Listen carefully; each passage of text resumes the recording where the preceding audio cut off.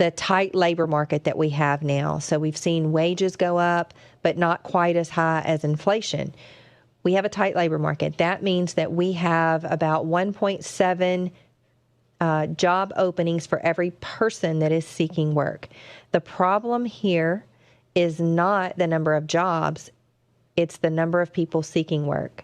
So even Chairman Powell laid out in his last speech what we've been saying for a long time. There's a problem with the labor participation rate. There's not enough people in the workforce. So he kind of blamed that on early retirements. People, the stock market has led to this great wealth effect. It's enabled people to be able to retire earlier than what they thought that they could. People are tired. We're in this culture where, as we saw COVID, we're going to more of a 4-day work week. We're working from home.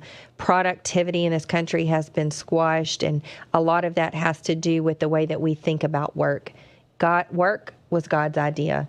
Even before sin came into the world, when God put Adam and Eve into the garden, the first thing he did was give them a job.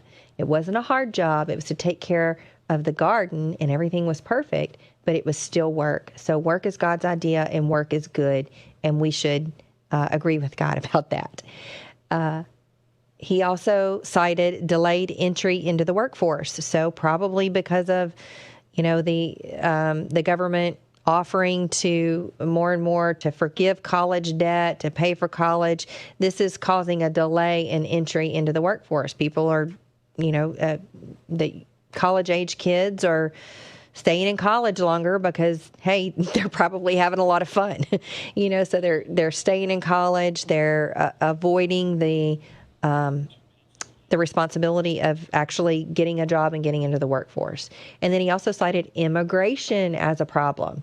We should be regulating our southern border. We should not be allowing anyone and everyone in, because statistics tell us a lot of these people end up on social programs. So they're not contributing members of society, but they're getting on and they're using up resources that they've never paid into and may never pay into.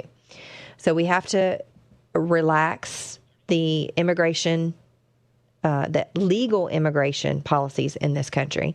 And then I've added the history of abortion. Abortion has killed over 63 million Americans or would-be Americans since 1973 when Roe v. Wade happened. The population today would be about 20% higher. Don't you think we would have those workers that we need in the workforce if we hadn't murdered them in the womb?